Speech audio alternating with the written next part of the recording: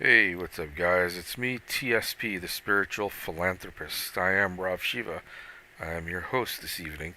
So, here we're going to take a look at who I've learned to really enjoy now a lot because Piers Morgan, he's doing his uncensored podcast, and he's bringing on an ambassador, an Israeli ambassador, and she kind of, you know, airs her story here about what's going on or what she claims that's going on in the Middle East with the fighting that's happening over there and why it's happening. And it's something that I think that everybody should be paying attention to as well because it's human life, and this is something that we should all be very wary of.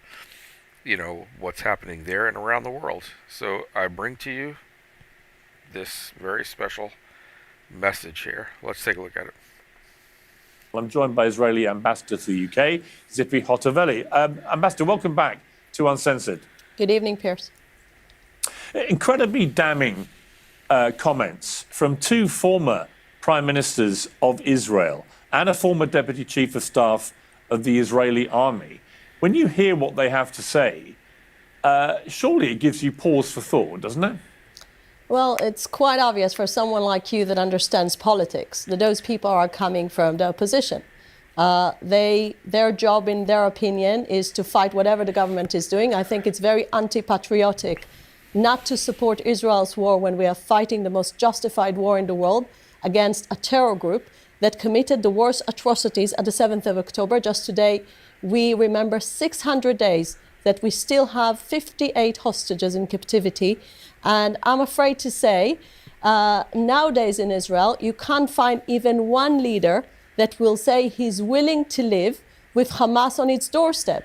So if those people have any criticism, they should offer a plan how Hamas will be removed from the Gaza Strip, from controlling the doorstep of Israel, not committing the 7th of October again. I didn't get to... So I just want to say something that they're making it sound like, and this is, I think, an age-old, from the very beginning of this whole situation, the introduction of the state of Israel into that area in the Gaza Strip in Palestine. A lot of people make the argument that Palestine was already defeated by the United Kingdom, and therefore that gives them the proper authority to basically, occupy and take that land legally. I think that there's a lot of, if we don't get to the very essence of how that's wrong, because even here in America, the same people actually that pulled the same exact stunt here in America are connected to the same people that pulled that same exact stunt in modern day Israel. So back in 1948, when they had the Balfour Declaration, and they basically, took this land and gave it to the Jews to call it Israel and to form the Israeli state there, they did it in such a way that it was almost, you could call it like manifest destiny. But the reason I'm bringing that up is that's a practice that was used in America, in the Americas when they first came into the country, and what they did to the Native Americans.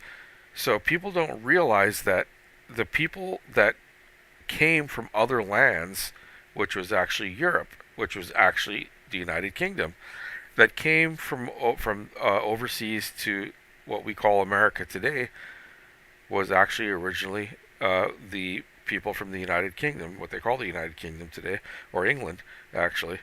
And these were colonialists. And when they had left, they had gotten an acronym called White Anglo-Saxon Protestant, WASPs.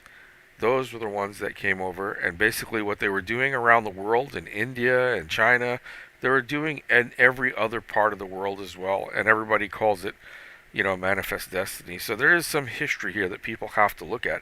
You can't continue to use the exact same argument of something that, if everybody agrees that that's something wrong, that we should stop other countries from doing it, then we should never take claim or hold any pride in something that we take offense to. It doesn't make any logical sense whatsoever.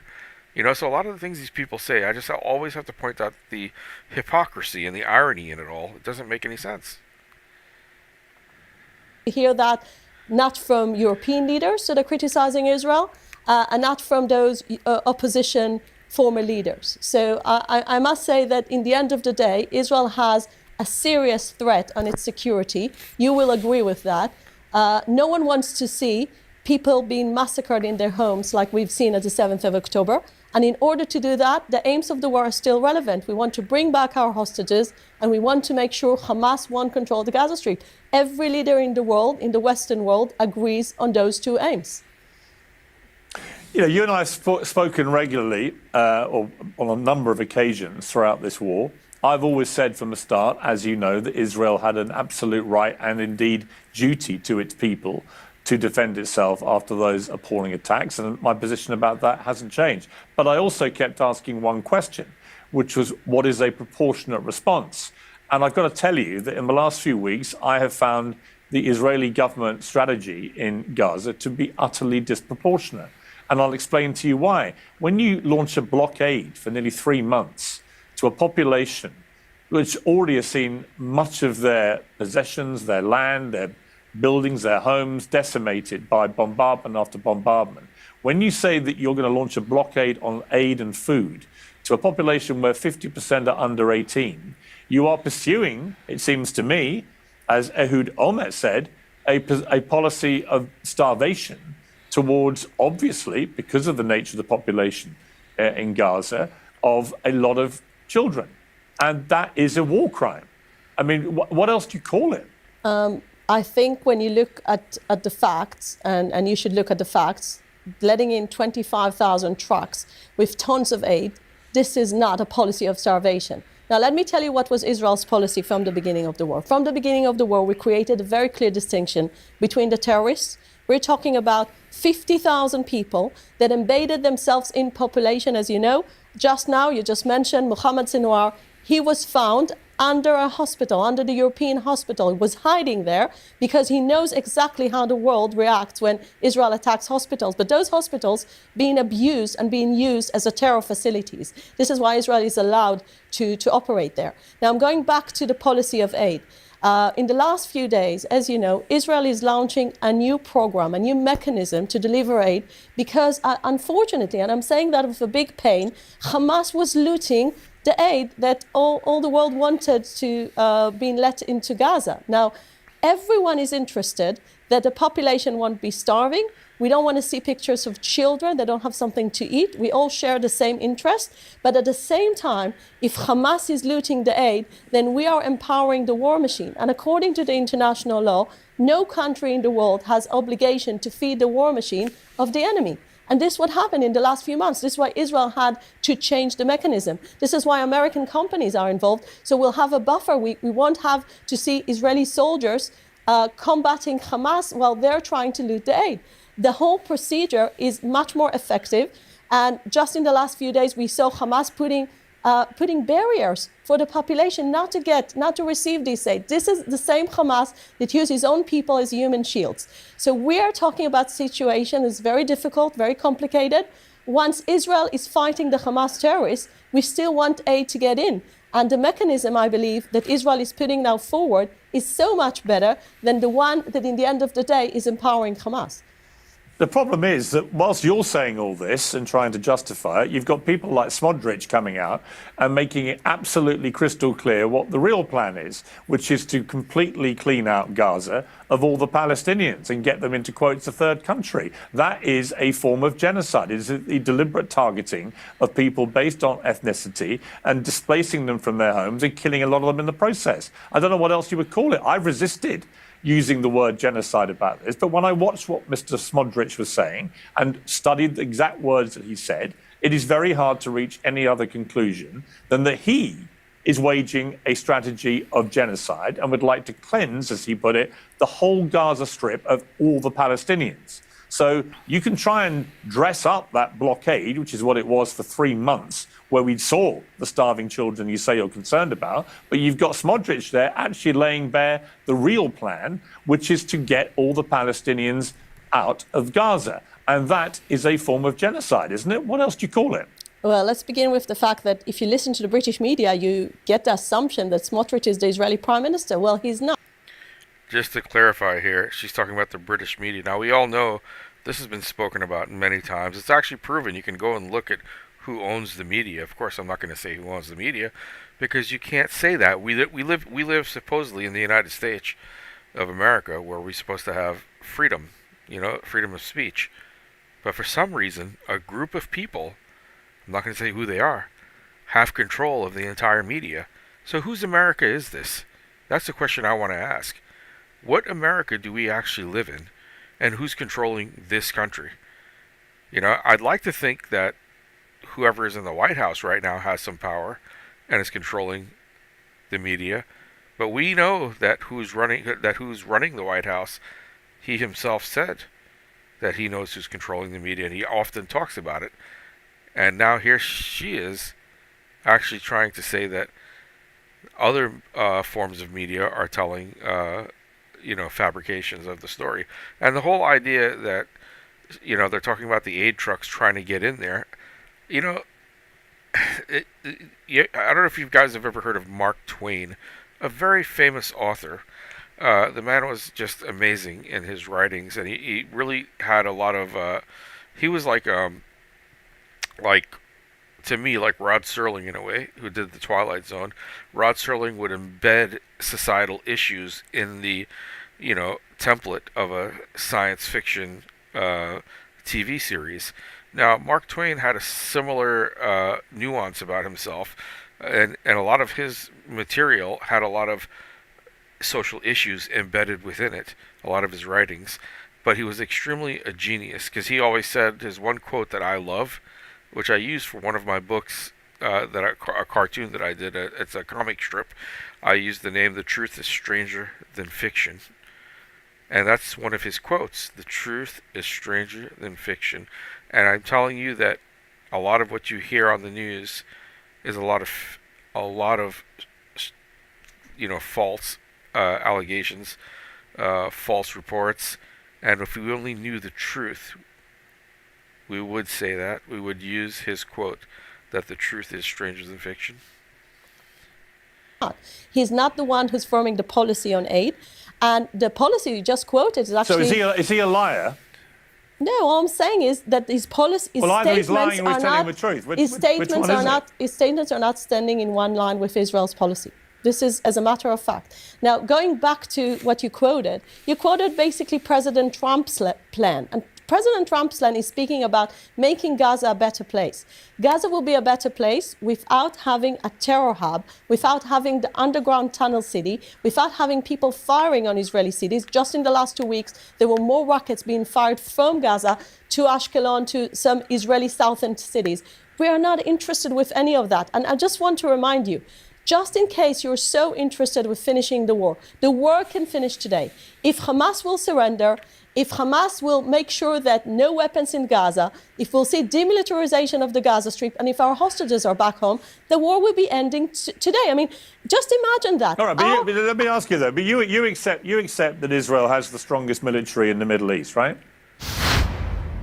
I am the proud owner of 2 cats, which are named after 2 Arsenal football legends. Unlike their owner, they are extremely... population that... Sorry about that, guys. I forgot that he has ads embedded within this, so I apologize. I normally don't like to have any ads in anything I do. But let's go on. Being hit by a terror organization. We're a small country. We're a small country that its border being invaded. Fine. I just asked you a question as to whether you have... What she says, we're a small country. Like, the size of the country has anything to do with the amount of power that you hold. I mean, that's just ridiculous for her to even go that route. The whole idea as well is that she's not thinking about the idea of the inception of that country by occupying that land during that time, and also the people that were there originally, the way from the very beginning. I mean, how would you like to get kicked out of your house and somebody kind of says that, well, we're doing this because someone else told us we can do this? It would seem pretty absurd, wouldn't it? It would be even worse than a squatter going into your house. At least a squatter, you have some chance of getting them out. But if you have a large entity with a powerful military behind it, you have no chance at all. You know.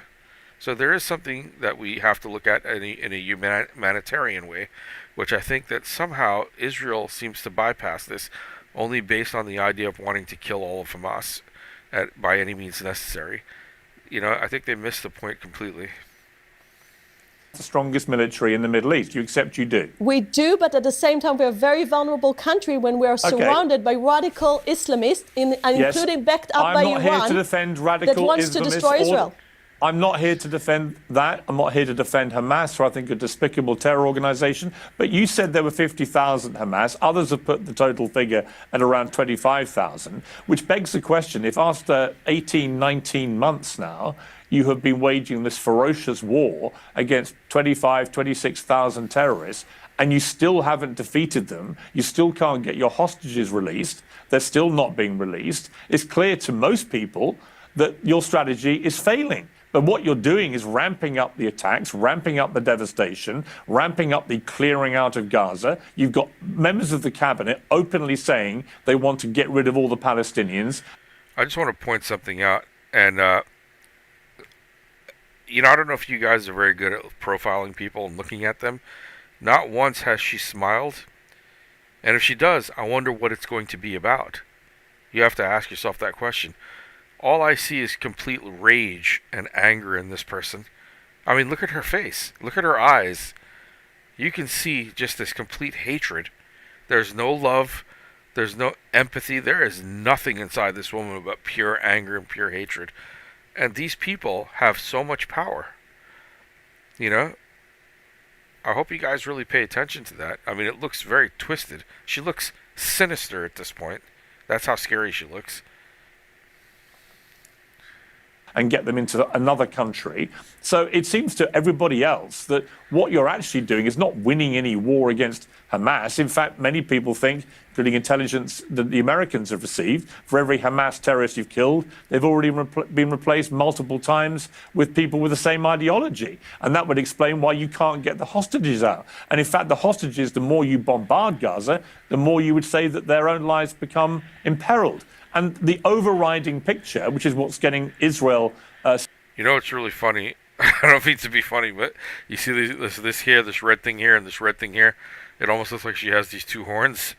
It's weird. I don't know if that's done purposely, but or it could be coincidentally, but it does look like that. So much opprobrium around the world is that your strategy isn't working. There's no clear plan for what happens at the end of all this. Hamas is still clearly alive and well and thriving. Yes, you've killed another one of their leaders today, but you killed his brother, who was the architect of October the 7th, months ago, and that didn't seem to make any difference to Hamas's ability to continue engaging in battle with you. And the argument remains, how many Palestinian civilian innocent lives, women and in particular children, are you prepared to kill as you continue going after Hamas when it doesn't appear that you're winning that battle, that strategy is failing? Pierce, how many Japanese children were killed under American attacks, and how many German children were killed? That is such a cheap shot. That is such a cheap... Like I told you, this woman has no caring in her heart whatsoever. She's not going to address the issue, but she's going to point the finger back at America and talk about... And America admitted that they would never do that again, that they made a mistake. They admitted to the world this. It's interesting that she's not even able to admit to herself or to the world that what they're doing over there is a big mistake. Killed under UK attacks in the Second World War. Listen, I mean, if you want to play a fair game, you need to understand how Western armies operated in the past. Israel is not anywhere near to the American attacks on Tokyo that killed 100,000 civilians, and not anywhere near to what the UK was doing in the Second World War. Now, when I'm looking about a strategy, I get to hear all the people criticize Israel today, including yourself, and then I'm asking you this question. If Israel finishes the war today and Hamas stays on our doorstep, what kind of future do you promise my children? A future that 7th of October will happen and again, just like Hamas leaders promised? This is what you expect the Israelis or the Israeli leadership to... I think that, and I'm going to interject here because they keep forgetting that they have We know that they have Israeli children there, but you have Palestinian children there as well. If they were to just use the word children and extract Israeli and Palestine out of it, and they just said, what about the children? That's what they should be saying.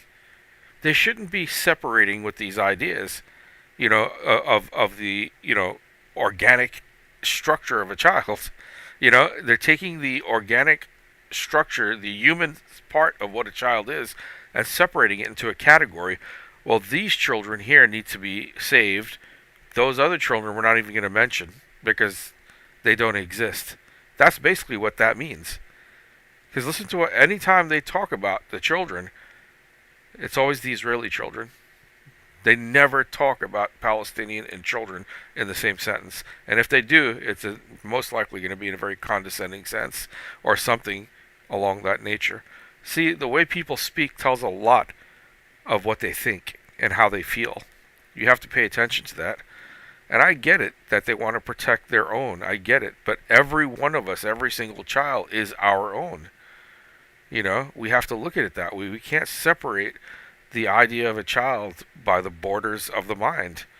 The borders of the mind are created there for other reasons. That doesn't protect children in general. It should be in general, children, child, no matter what race, what religion. This is this is something that really needs to be said. Hamas should not be allowed to run a Welk stall at the end of all this. They should have. So how do you achieve that? How do you achieve that? Well, who's volunteering there to demilitarize the Gaza Strip? I can tell you one way of how you can do it. If the Palestinians had the same rights as the Israelis, there would be no argument, no issues whatsoever. But you put anybody in especially after you've already occupied their land, and keep them in an impoverished state. We know, she already mentioned America. I'm born here in this country. This is my country, my home. I know by looking at the history of America that the people that were put into certain areas came out a certain way due to the culture of that impoverished area. The people who lived in the wealthier areas that had all of the amenities or whatever you want to call it, and all the opportunities of life, they came out completely different from the children that were impoverished. I'm not saying that it was an okay thing for those cultures to develop, but that's why they have gangs in America.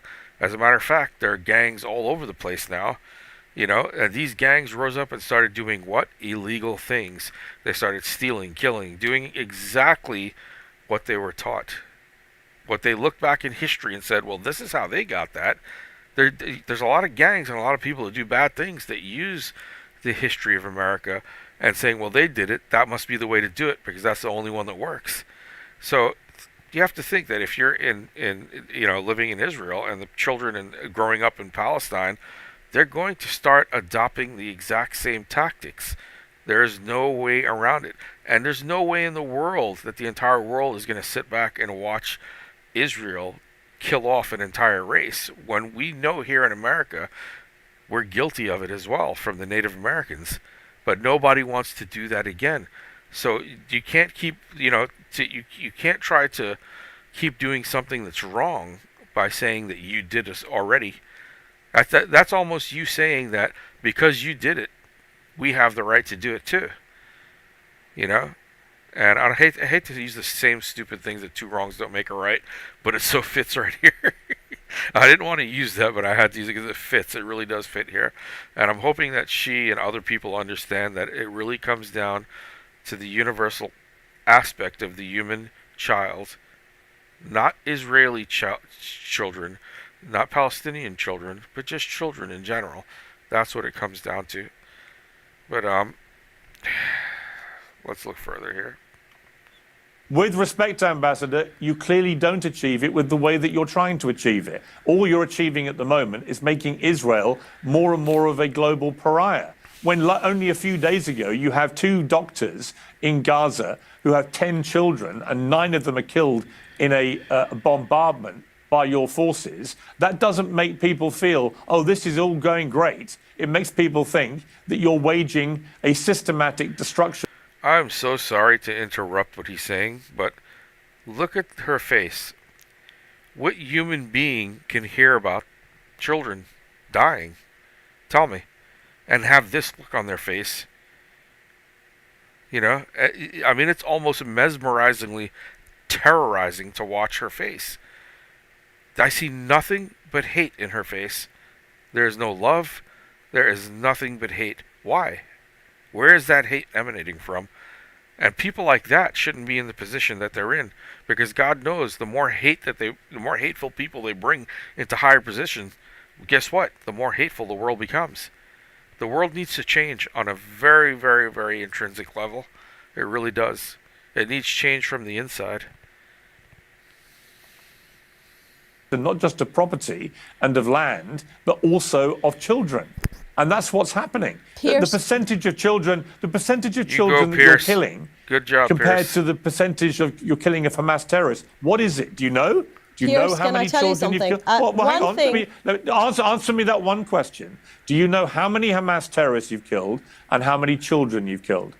Do you know those two numbers? I know the numbers that came from the IDF. I know the numbers that came from a very, very established Give me the two numbers. Wait a second. We killed 30,000. We killed 30,000 terrorists in phase 1 of the war.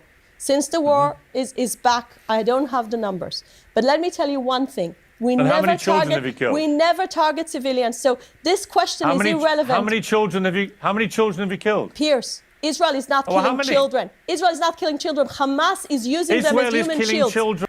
Okay, that is the most insane thing that I've heard. We're not killing children. Hamas is using them as human shields.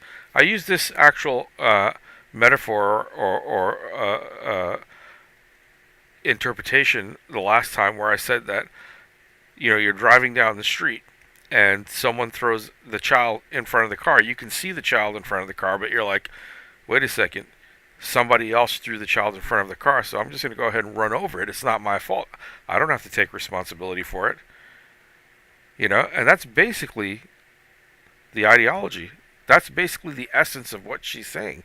It's not our responsibility if they're putting those children in harm's way. You know, the most ridiculous thing here is that both Hamas and Israel are both putting the children in harm's way. That, you know, they have to both take responsibility. It doesn't take one. It takes all of them together to either fix this or to keep this ignited and to keep it going down a destructive path. You know, and I have to say that they're both, because they both use the same books of the books of Abraham and Moses. One calls it the Torah, the other one calls it the Quran. The Christians call it the Bible.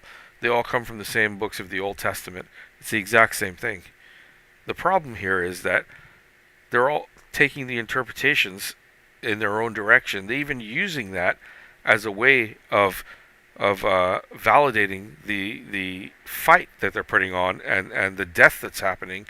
You know, it's the most disgusting thing in the world when you have religions using beautiful words that not all of them are beautiful, but the beautiful essence of these holy books, and using it for such horrible reasons.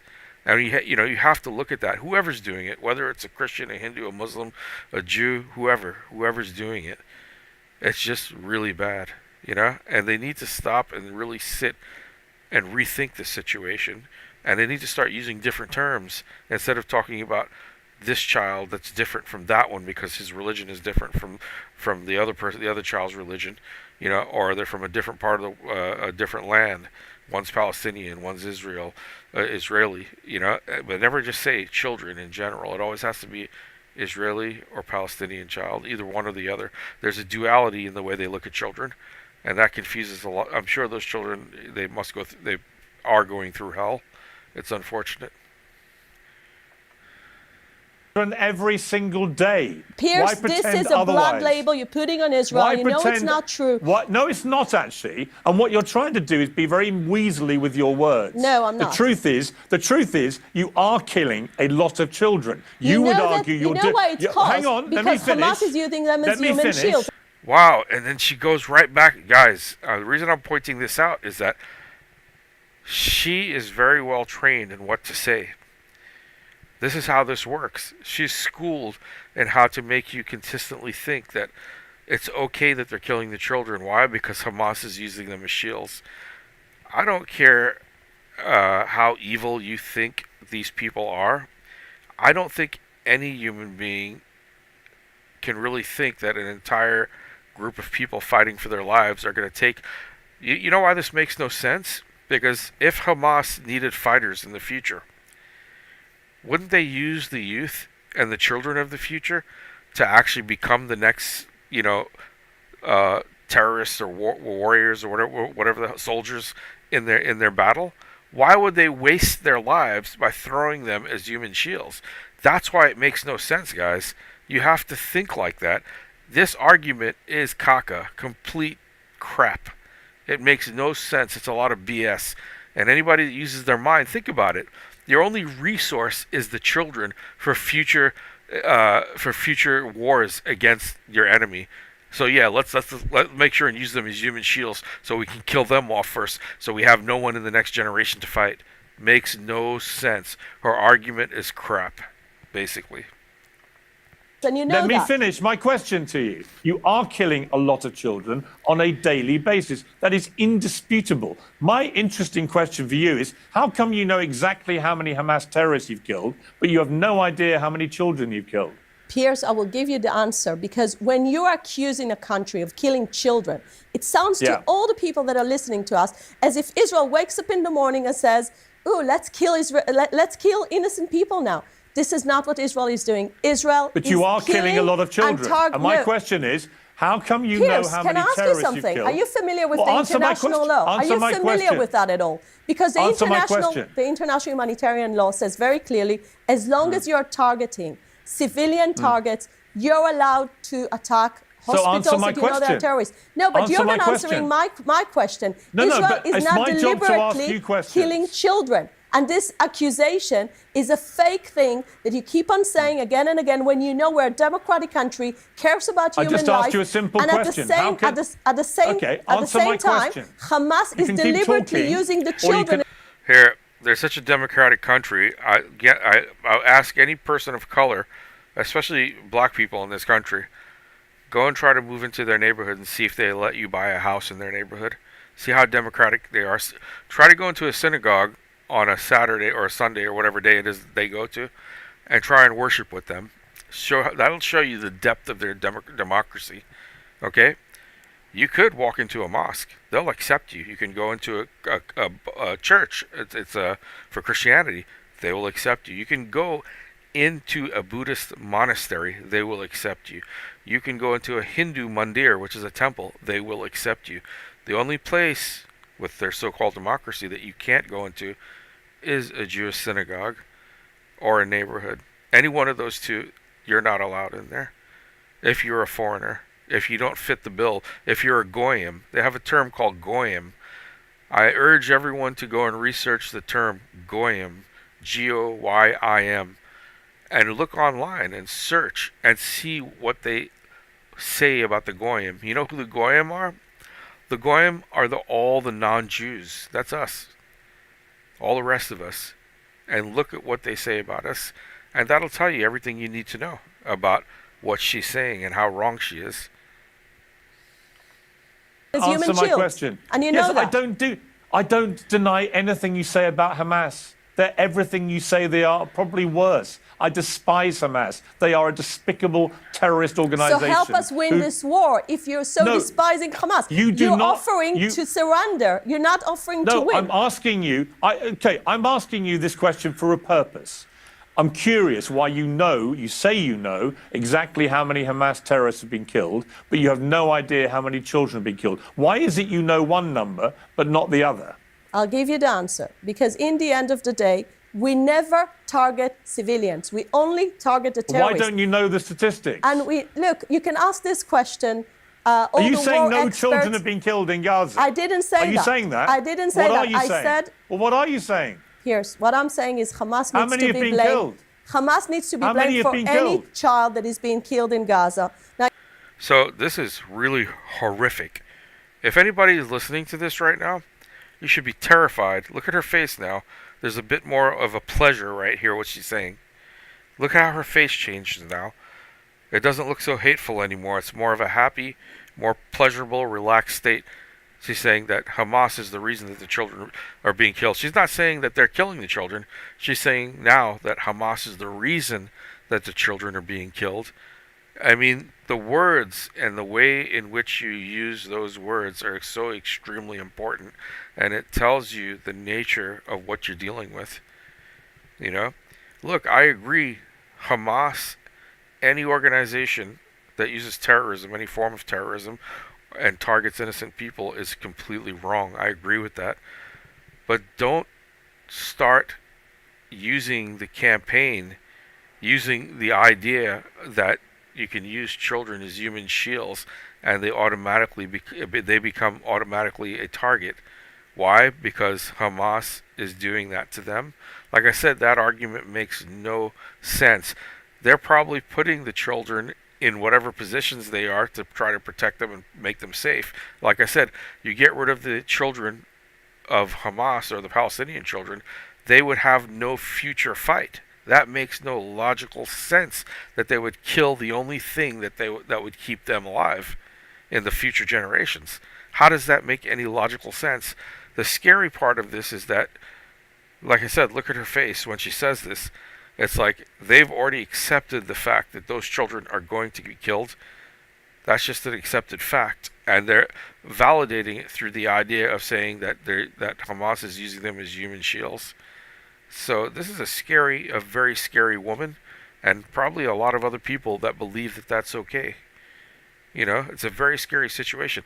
Not that much different from the Nazis, from Germany. They had the exact same ideology about the Jews. So it's interesting how the people, this is really interesting because you ever heard the term that, or learn about trauma and the cycle of abuse and how trauma works. This is a great example how an entire belief system adopted the trauma from what they came from and now is using that as the lens to deal and see the world in that way. Their perspective has been somehow magnified and embedded within the entire way of the culture, and it's like their immune system is an overload. You know what happens when your immune system goes into overload, right? It eventually kills the body itself. That's what's happening here. They don't even realize this. I'm speaking from a spiritual level. I'm not talking about anything political here. I'm saying that if you were to look at it the way that I'm telling you, when they get to this point where the human life, especially of their enemy's life, their so-called enemy's life, is not worth even anything, not even a thought, there's something wrong with that equation. Why? Because now all of a sudden the idea of human life has been degraded due to the way that their propaganda or their ideology is. And that, when you start thinking like that, that becomes a part of who you are as a person. So if you have populations of people thinking this way, you're harming not just yourself, not just others, but you're harming yourself. And you're going to harm your own people this way as well. You're causing conflict, which will inflict danger and violence back onto yourself by doing this. This is a violent way of thinking. And this goes back into every ancient book that's ever been written, whether it's coming from the Old Testament, which is the books of Abraham and Moses, whether it's coming from the Torah, the Quran, or the Bible, or the Bhagavad Gita, or Ramayana. You can go on. And all those books treat others the way you want to be treated. You have to find forgiveness. These are the core essence of all of the books that they call the holy books of any land. So I don't understand. And like I said, it's the most disgusting thing in the world to see people use something that was meant to have so much more than just using those, these holy books to validate the atrocities that people commit towards one another. And that includes every single nation on the planet. I'm including everyone here. So they can't say I'm only talking about one. But, we all need to speak up when we see things like this. Why? Because it's good to have healthy conversation. Once people start taking away your ability to speak out, then there's something even more wrong here going on. That means that either you're powerful and your words are very powerful and they can't handle the truth. And you know, many times in the past, the people that came out and spoke the truth always had to stand up against very evil people. It's just how it is. But it's unfortunate. If you want to go into this propaganda of Israel is doing this and that, It's not propaganda. I'm asking know, you why you know how many terrorists you've killed, but you don't know how many children you've killed in the process. I have why an don't you answer know because that? we targeted those terrorists and we never targeted any civilians. That's the answer. And this But is why you know that. So basically, what she's saying, in other words, is that those children were the targets. They were terrorists. That's what she's saying. So she doesn't count them. That's what the underlying words are there. When she says it in the way she does, you have to read directly into this. The reason that they're not being counted is that they're being counted as terrorists. And if you go back and check, and we could look at all of the things that they've written down and check the records, you would see that I'm probably right about this assumption that I'm making here. Because why else would you say that? She's coming right back at that same exact moment that he asked, you know, how come you don't know how many children are being killed? Because we're only aiming, our targets are terrorists. So that means that those children are terrorists. They're not even called children anymore. And she's not going to acknowledge that they're children there.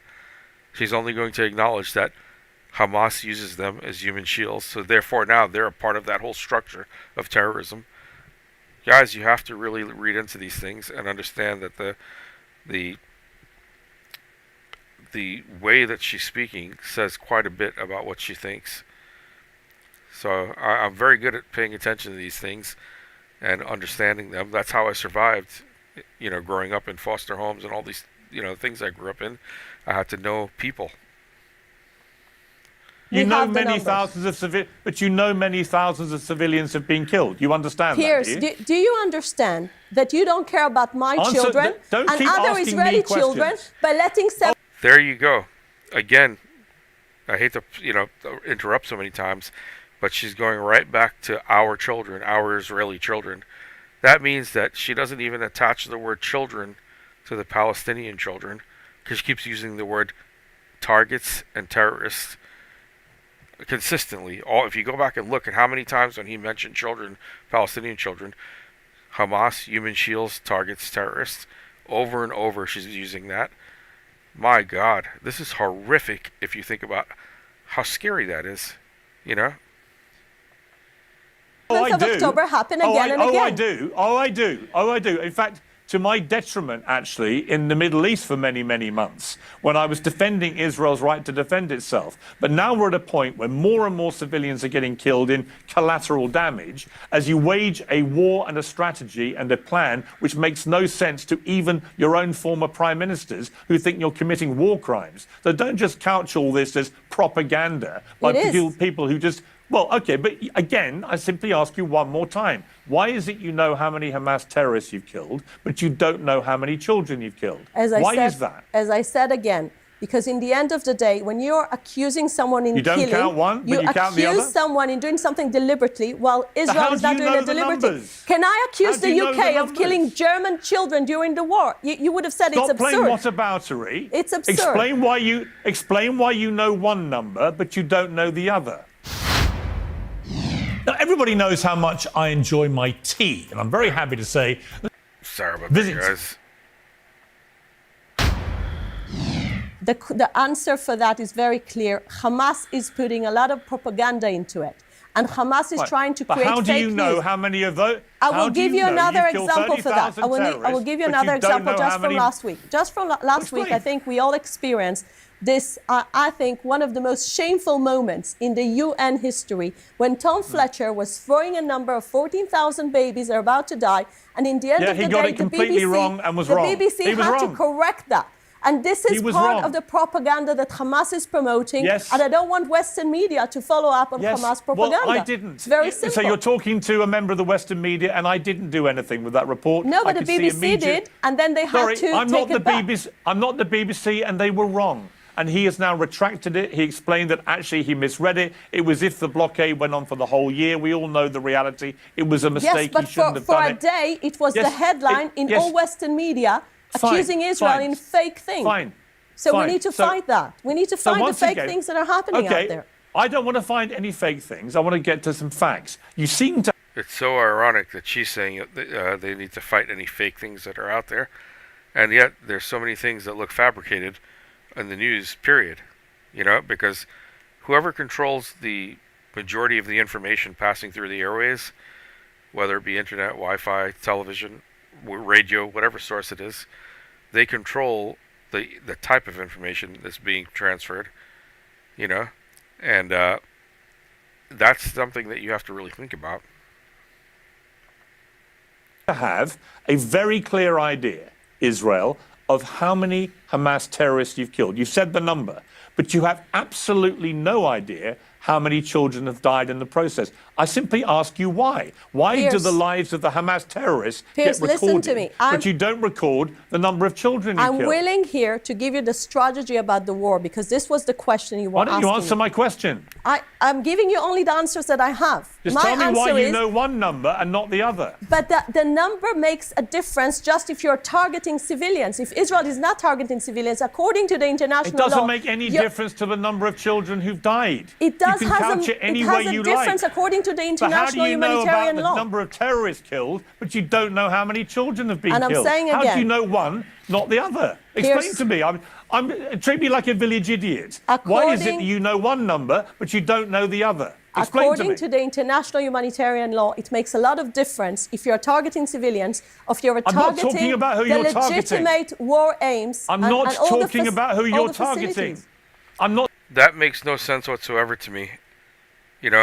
She's basically stating that if they claim they're targeting only military targets, right? That they count all the military targets, and that's why they're not counting the civilian casualties in any war fought in any part of the world because of international human rights, especially. They have to count those casualties.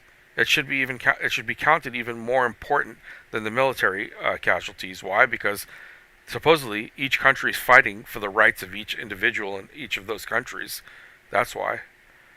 So what they're just, look how smug she looks there. There's not one. I have not seen any look of, peace, love, happiness, nothing, except when she's talking about targets, and things like that. And it's horrible. And this, the thing that's scary is that there's a lot of people that have that same kind of, ideology. And to me, this is not a good ideology to have as a human being, to basically devalue people in such a way that she can't even say how many of the children. She can't even use the word children when it comes to Palestinians because she keeps jumping back to human shields or targets. So that's a scary thing in itself. And if she does use the word children, it's associated with Israeli children. So she's putting emphasis on one more than the other. When I keep saying, and I think Pierce is doing the same thing, is saying there should be nothing distinguished between children just because of where they come from, what they believe, or what their religion may be. There should be no distinguish about the lives of children in that sense. I'm not saying you're deliberately targeting the children who've Very been killed. good. So that's the only thing that we are discussing here. No, it's not. Because you know how many terrorists you've killed, you say, but you have no idea how many children. Because those are the people we targeted.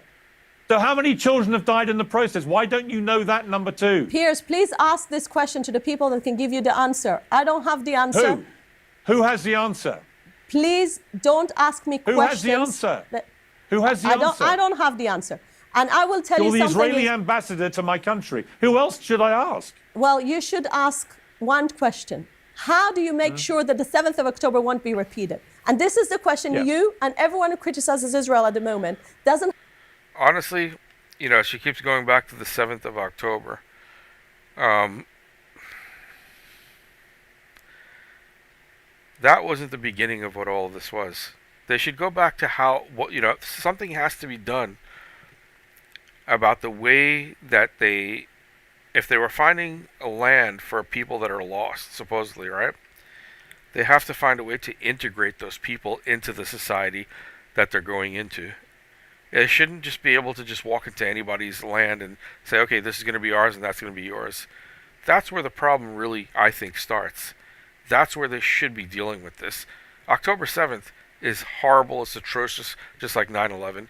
Not as bad as 9/11, but it definitely is up there. Any form of violence towards people, innocent people, is bad, regardless where and who they are. We're all humans, unless she wants to dispute that, which I think the way she comes off to me is just something is off on her, and the way she sees people. And like I said, if you look up the term goyim, that's called non-Jews, we mean nothing to them. I hate to say that, but if that's not true, then they should come and admit to the world that that's not true. But there are groups around the world, groups of people around the world that have a lot of power, that are wielding a lot of power, and this to me is worse than a nuclear bomb going off. Why? Because the rhetoric behind it. It's not just a political issue. These are spiritual issues, guys.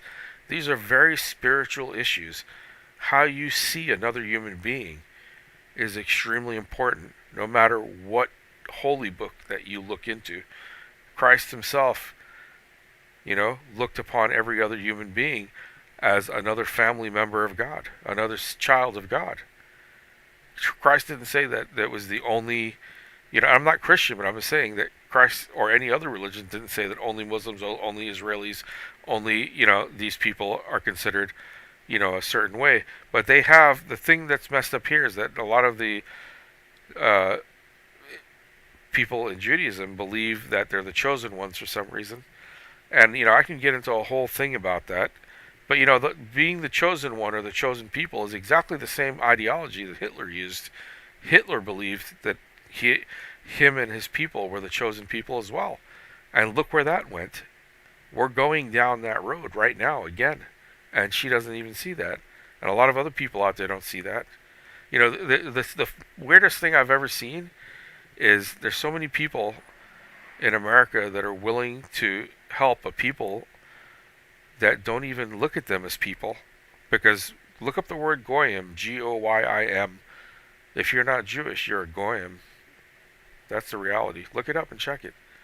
And I'm just saying that things need to change on a much deeper level, from a human level, from a spiritual level. They need to change. Have the answer to. And again, here's the question. We are not denying the fact that war is a bad thing, but we never wanted this war. Why don't you let international journalists into Gaza so they can report fairly and freely without being led around by the IDF? Let the journalists in, because you banned them. And the only reason you continue to ban international journalists from going in there is not because of our safety, as you also quaintly put it. It's because you don't want the Western journalists to get in there and see what's really happening. Only you know why. Only the Israeli government knows why you want to continue banning journalists from international media organizations coming in at their own risk assessment and actually working out whether anything you're saying is true or not. And it may be if you let the international journalists in, well, let me just finish. It may be if you let them in, then they wouldn't just count the number of terrorists who are being killed. They'd be also able to record how many children are being killed, because it strikes me as utterly extraordinary that you, as the ambassador to my country, are able to say with complete clarity and certainty 30,000 Hamas have been killed, but you seem to have absolutely no idea how many children have died in the process. No idea. Or you have no interest. I don't know which one it is. Piers, let me go back to your question about the journalists. I think in the end of the day, let them in. We are coming to the point where journalists will be allowed to get into Gaza as long as there is no risk for them. And you know it's got nothing to do with you, the risk to journalists. It's not your problem. From my point of view, it's not your problem. Once there is no risk to their life, I'm sure they'll be allowed to get in. Oh, what a load of flannel, Ambassador. Don't treat us like idiots, please. We're not idiots. You're not doing it for our safety. You've banned the journalists so that they don't report on what is actually happening. Only you know why you're doing that. I don't know. Maybe you're doing everything completely fairly. Maybe it is the most moral war ever waged in history, as you keep saying. But the longer it goes on without you allowing journalists in, the less people believe that, and the more people believe you have something to hide. Piers, there is and just the mere one... fact I definitely believe they have something to hide because everything that she said so far has been leading to that, and it's a very scary situation when people, like I said, human beings get to the point where they can't even consider the idea, and look upon the Palestinian children as being just children, just like their own children. They've gotten to a point now where it's if the United States and the international or the United Nations doesn't really stand up now and address this correctly, this is going to get out of hand. It's going to get worse and worse. Why? If Israel doesn't make a bigger move, then someone else is going to make a bigger move that's involved in this fight. And I don't think it's going to be us. I don't think we should even be dragged into this, to be honest with you, except maybe on a humanitarian level, because this is their war. That's what they're fighting. That's their they were put there, in that situation, and now they have to deal with that. But we should never be dragged into this as Americans. And our money really that we're spending everywhere else but here in this country, it's important that which Trump is doing something about. He's actually doing a good job in that area. He brought that up and he's actually working on it. But it's just funny how so many people don't realize that there are other countries out there in the world that don't have what Israel has that need money. And this is another thing. Even with the humanitarian efforts, Israel gets a lot more money than everybody else. Which doesn't make any sense.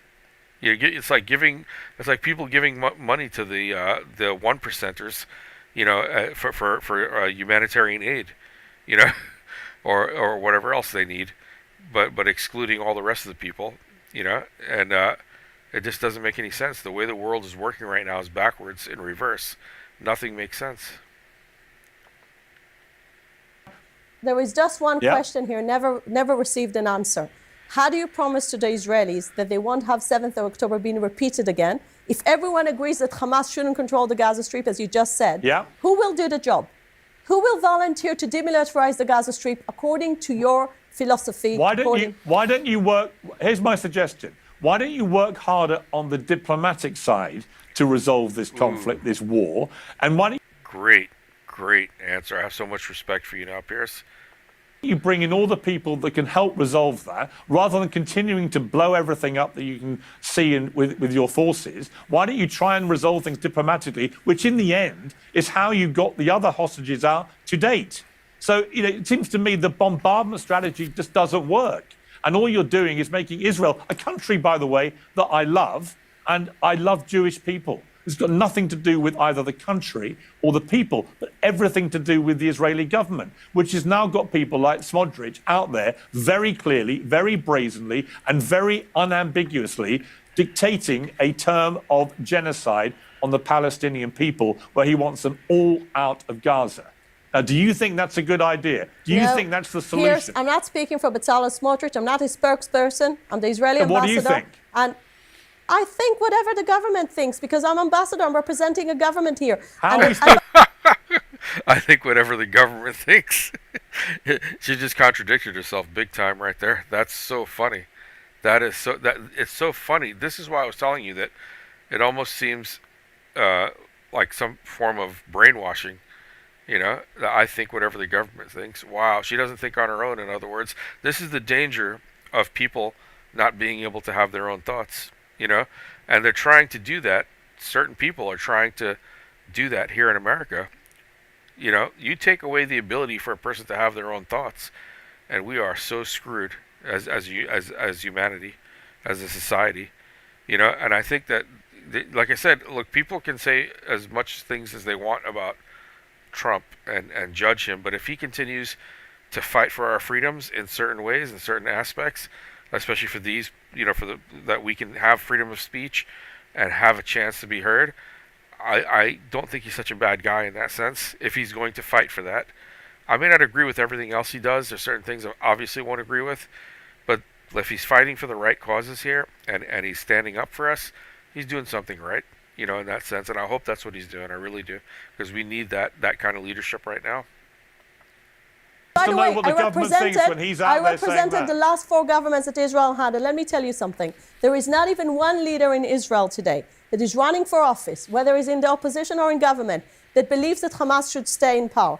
And we released 197 hostages just because we had a combination of a diplomatic pressure together with a military pressure. Nothing would have happened from a goodwill. This is a terror organization. They don't do things from goodwill. There is no goodwill in Hamas. And because you know it, again, I'm disappointed that some people lose patience. Can you lose patience in the middle of the Second World War and just let the Nazi regime to win? I don't think it would have been a good idea. I tell you what I've lost patience with. Would have stopped in the middle of the Second World War. I've lost patience when you start starving kids. I lose patience when you as an ambassador... So this is a lie. This is a complete lie. You know we get aid into Gaza. It's not a lie. How do we starve people if we let aid in? When you launch a 3-month blockade of an already impoverished, hungry people who are bunkering down from nightly bombing raids, when you do that, you will starve people. You will starve them. It was never the intention. The intention was not to let Hamas get over and take over the aid. And there Wow, that is such a poor excuse. It really is. You know, regardless of them being able to eat, the more important, the more priority should be the children, you know, getting food and being able to eat. You know, that should be the ultimate goal, you know, the most highest priority are those children. I'm surprised that a woman is saying the things that she does and acting the way that she is, because you would think that women, after, you know, maybe, I don't know if she has children, maybe she does or doesn't, but even having the ability to bore a child through yourself, you know, they're like the portal of life, you know, women. And you would think that if they lose that one part of humanity, that the aspect, the nature of a woman, that we lose so much, you know, as a whole, all of us, you know. It's a sad thing to see how far hate has gone, you know, between, you know, even if, like I'm saying, it doesn't matter if it's her or if it's a Muslim woman saying this, whatever woman is at that point where they can't even acknowledge a child in a certain way, it's a very scary situation. Was no other solutions. No one was offering a better mechanism. But it was the consequence of your actions. Do you accept that? As I said again, Israel never was planning to starve anyone, and our actions are speaking more than our words, because in the end of the day, tons of aid got into Gaza for months and months and months. And now I think it's time for all of us. I literally saw footage yesterday, or today it was, of literally thousands of Palestinians desperately fighting. One lost their life as they're fighting for scraps of food.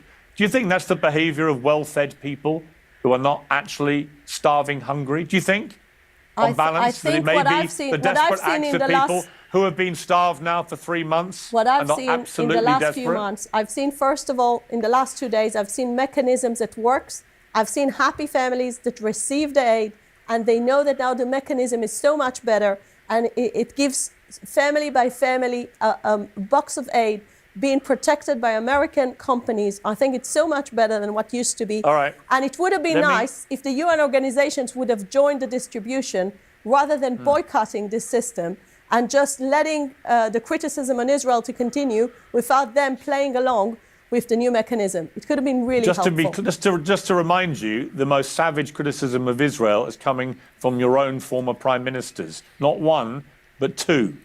And former leaders of the IDF. It's not coming from necessarily people like me, even though I am getting increasingly critical because I find the answers I'm getting just increasingly ridiculous. Now, out of fairness, because we know each other, I'm going to give you one last chance just to tell me, even a ballpark figure, of how many children have died in Gaza. Piers, I think I'm very famous for saying the truth. And the truth is that I don't know. If I would have known the number, I wouldn't have hid it from you. So why do you keep on asking the same question again and again? Because I don't understand how you can know how many terrorists you've killed, but you don't know how many civilians you've killed. Why do you know one but not the other? As I said again, I think that it's totally irrelevant to the main question the humanitarian international law is asking. The international humanitarian law is never about civilians getting killed. It's only about who are you targeting. And if you're doing a legitimate warfare. Again, I'm going to point out something. I'm going to keep pointing it out so you guys get it. Anytime he mentions the children, human shields, targets. And she said earlier that she thinks what the government thinks. So her words should tell you exactly what the government is thinking and how they operate. So they don't see children. They see human shields and targets. Alright? You got to combine those two. There's just one. They're not children. They're human shields that are targets. That's what they are. And that's a sad, they're probably using that, thinking that that's where all the terrorists are if they see children. And they probably also looking at it as what I said before, is that they know that the future generation, those children will be the next terrorists. So that would be a smart move, but a horrific move on anybody's part to target the children, knowing that they're going to grow up with hatred in their heart towards what you're doing to them. And this is not something new. I forgot which king it was in the Bible when he found out that was it the Egyptian king, I think. I can't remember if it was Herod or whoever it was. It was an Egyptian king found out that a child was going to be born that was going to take away his power and everything else in his kingdom, and he went and set out to have all the children killed. And I think they're using a biblical tactic, knowing that these children could possibly, they're not just human shields. It makes no sense that people would take the only thing that would keep their generation going and put them as human shields. That makes no logical sense. But what they're doing is by using that way to validate killing those children by calling them human shields and only using the words targets as well. That seems to be the word right after human shields, targets. So it's just a really scary situation when humans, especially females, get to the point where they can't see beyond that program thinking that they have. But I do think this is because they're both such immensely religious groups of people that has plays a big part in the way they think and the way they act. And it's unfortunate. Are you happy that people are going to watch you as an ambassador to your country say that it's irrelevant how many children have been killed? It's not what I said, Pierce, and you're totally distorting my words. I said, according to the international law, if you want to check if war is fair or not, the only thing you check is the targets that a country that is fighting, whether they're targeting just to be clear, the militants and not targeting civilians. This is what I said. And please don't twist my words. Can you confirm this then, given you have no idea how many children have been killed? Can you tell me, are the IDF under specific instructions from the government or from their commanders to only count the number of Hamas terrorists they kill and to completely ignore how many children they're killing? Never. This is not the case. So do they count civilian deaths? But the IDF has one mission, to work according to the international law when it's fighting a moral war. And even your own historian, Professor Andrew Roberts, said, when he sees those circumstances of Gaza, this is the lowest ratio of terrorists versus civilians. So this is your own historian, well-respected military historian that is saying that about our war. Sorry, with respect, how do you know, given you have no idea how many children you've killed? As I said, Professor Andrew Roberts did. How do you know it's the lowest ratio? You don't know how many children you've killed. But how do you know? But in the end of the day, it's not just about children. When you're comparing, listen, Pierce, here you're really creating like the totally wrong picture. People, in the end of the day, I think people can make their own minds. In the end of the day, we know who are civilians. Civilians. Did you hear what Pierce just said? I think we people should be able to create their own pictures. I agree 100% with what he's saying. And again, I'm going to say that who controls the media controls the information. So Pierce, hats off to you, man. I used to not have as much respect for you until recently. I have the utmost respect for you because you're not afraid to speak the truth and you're taking chances. And you're doing it for the right reasons, for the preservation of human life. That's really what it comes down to. This includes also mature people. How do you know the ratio of civilian to Hamas deaths if you have no idea how many As I civilians said, have been killed? you asked me about children. I don't have the answer specific about children, but I do have the answer about civilians versus combat. But you're aware that it is reported that over 20,000 children have now been killed. You're aware As of I that, said, right? this has not been backed up with facts, and I cannot approve Okay. this number. Right, but you know how many terrorists you've killed? Yes, this is the last data Right. we received from the IDF. Okay. So you're only getting the data about the terrorists, not the civilians. I think a proper army should know that he's doing a fair war by working according to the international humanitarian law. Right. And this is what the IDF is doing. And if you would have known how much the legal advisor are working hard whenever we're going to any military operation. I just want to tell you, a few years ago, Israel had the opportunity to make sure all Hamas leadership will be eliminated by one action, but we didn't do anything to do that. That probably would have prevented October 7th because we knew too many civilians would have been involved. So Israel is very cautious when it acts. Israel doesn't target civilians. And in the end of the day, you need to understand that this is our children's life here, our security and our defense. No Israeli wants to face another terror attack like the 7th of October.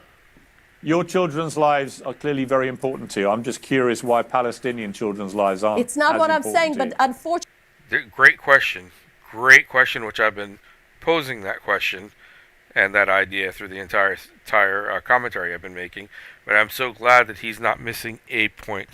He's hitting the nail on the head each and every time now. You know, hats off to you, my man. Hamas doesn't care about the children. Hamas is the one who's using them as human shield. And if you would have looked at the reality in Gaza, you would have said, this is a monstrous leadership that wants to kill children deliberately, so Israel will be blamed. The reality in Gaza is you've destroyed the place. You've killed tens of thousands of civilians in the process of killing, we don't know how many terrorists. You say 30,000. I cannot understand how you know that number, but have no idea how many children have died as well. But you say that, that's fine. If you're happy with that position, that's fine. But the truth is you are destroying Gaza, and you have senior members of Netanyahu's government in his cabinet at senior level on the record now saying the policy is to clear them all out. Clear all the Palestinians out and get them out of Gaza. And as the Israeli ambassador, I'm saying this is not the government's policy. And this is on policy, I can tell you clearly, the policy is to make sure Gaza won't be a threat on Israel. Well, then you should get him fired for spreading disingenuous lies which sound like genocide, shouldn't you? Otherwise, if you don't, we have to assume that is the government policy. I'm saying again, the government's policy is being carried by the Prime Minister, by the Foreign Minister, by the Defense Minister. Those are the three people that are actually carrying the policy as a matter of a fact. And I think you just enjoy quoting those things, but you know that Israel is I don't enjoy any of this, this, Ambassador. I don't enjoy any of this. I think this war should end now. I think your strategy without having is security failing, to Israel. and it should end now. Without security to Israel. Without the hostages coming back. You need a better strategy. You need a plan that can work. You need a plan for after the war. The growing belief is that your Prime Minister Netanyahu, he has no incentive to stop this war. The moment he does, 70% of Israelis hold him accountable for what happened in the first place on October the 7th. So he'll be out of his job. Then he's facing corruption charges. So he'll be in a courtroom where he may go to prison. Where's the incentive for that leader to bring this war to an end? There isn't one, which is why we've got where we've got to. That is the cold, hard reality of where we are. And that's why your own Prime Minister, that's why your own former Prime Ministers are turning on this strategy and this government and its policies. And you know it, and I know it. It's not. Don't worry about what I say. I'm just an angry journalist. You've got ex-prime ministers of Israel who say you're committing war crimes. And if you want to prove you're not, let the journalists in, and we can work it out for ourselves. Piers, let me just make a final comment, because you were saying a lot. So I want to say one thing. Israel doesn't like fighting. This is our sons, brothers, and husbands that are fighting this war. No one has an interest to lose his business and to fight for 600 days unless it's really existential threat. And Gaza has become existential threat because of what happened, because they're being backed up by Iran, and we're not going to let it repeat, even if we lose your sympathy. And we need to win this war, and Israel will do everything to make sure Hamas won't control the Gaza Strip. And I don't get to hear from anyone, including the leaders of Europe, a better plan of how to dismantle Hamas besides fighting. And this is where I'm concluding my conclusion. The war can end up today if Hamas will surrender and if we'll bring our hostages back. Okay. Ambassador Hotovelli, I appreciate you coming on Uncensored. Thank you. Thank you very much. So I just want to say, look, I'm going to stop it here and not watch the rest of it. I just wanted to see her speak. That one of the things that I always think about, to be honest, if I can be completely just blunt here, is that I get very turned off to the idea of people claiming that they are not just regular people like the rest of us somehow. Whether you're a Muslim or Christian or a Jew or Hindu or Buddhist or whatever the case may be, that you adhere to certain religious practices. You even have an entire community of people that adhere to it. You're extremely well known for adhering to that religious practice, and you have an orthodox practice and different types of the same religion that all supposedly adhere to this holy book.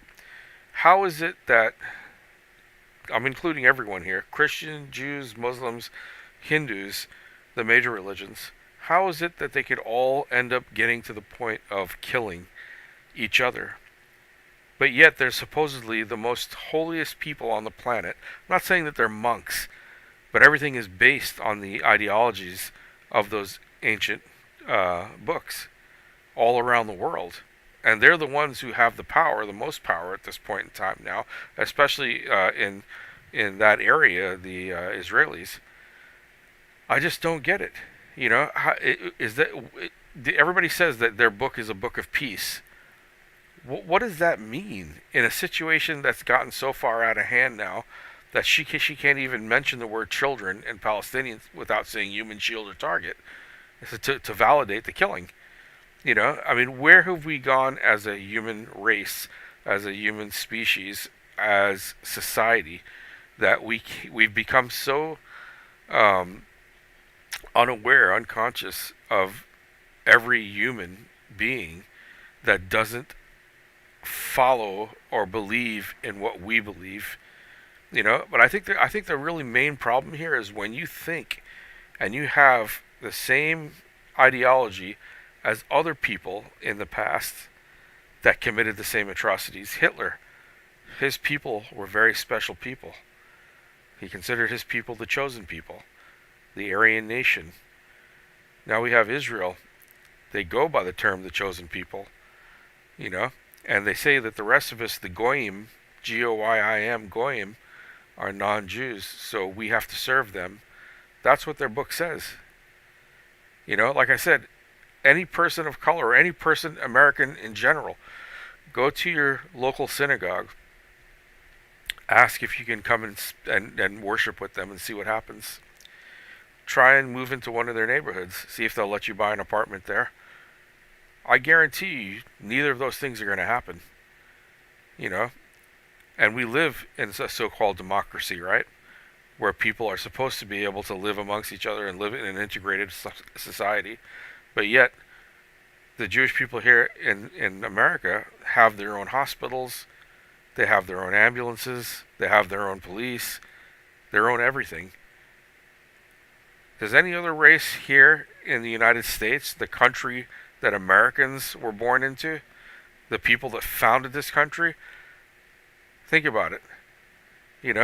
That's why all these groups are forming their own militias now, because they want to have that same ability to protect what they think is valuable to themselves, right, or to their ideologies, and they want to protect their place, their person, And look, I don't blame anyone for doing that, but you have to ask, why do such a small amount of people have so much power?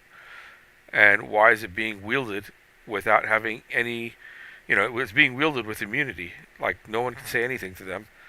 And when they do horrific things, you don't see hardly any of it on the news. Only recently that's starting to happen. Candace Owens was attacked, threatened by Chaim Braverman, who belonged to the Chabad Lubavitch group, which the meaning, if I'm not mistaken, of Chabad is supposed to be something of it's a religious term, which I believe meaning unity or something like this. And it's interesting how, like I said, all these things are being twisted, I think, to fit humans, not to fit the idea of what God means. Because if we were to truly fit the idea of what God means and encompasses, I don't think that we would have the issue of children getting killed at war. You know? I don't think we would have that issue. But anyway, there are people in this world that are going to think that that's okay. You know, they're going to really think that that's okay. And I guess, you know, the only thing we can do as individuals is pray and try and do things and react a certain way to try and enlighten and help the world to mend and to heal. That's really, none of us have any real power, except the only power we have is our word. But in today's world, even that can be taken from you by certain people, you know. But let's hope that it doesn't come to that. Guys, this is Forbidden News Network. I am TSPRavshiva, the spiritual philanthropist. I'm always going to come and talk about some of these topics that no one else is going to talk about. And I'm going to talk very plainly and bluntly and truthfully about it, because I think it needs to be spoken about. I think we need to have conversations. I think that people, if we got more involved in these things on a spiritual level, that we can make change. Each and every one of us can make change. And, you know, whoever this woman really is, I hope that one day she can stop and realize that if you can look beyond what your government thinks or what your holy books say and look at this from what God gave you, the eyes, the ability to see, the heart, the ability to feel. And if you lose the ability to feel the pain and the empathy from other people because your hatred is so strong now, then you've lost. I don't care how many repetitions of prayer and how many times you go to synagogue, you've lost already the gift that God gave you. You know, you've lost that.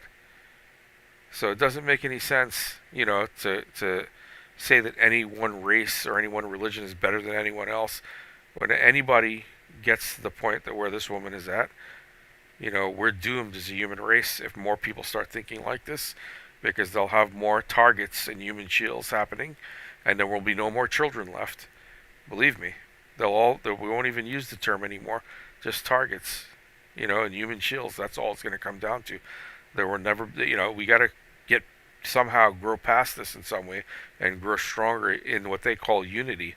They have the term embedded in their own ideology, but nobody uses it. But anyway, guys, let me let you go. I'm going to go get some rest, and I have a big test to take today. I wish everybody else the best in the world. Everybody. I want to see the Jews peaceful, the Islamists peaceful, the Christians, the Hindus. I want to see everybody come to peace at one day in the world. And I hope that God blesses all of us with the insight and the understanding to do so in the future. God bless everyone. Talk to you guys. See you in the next podcast.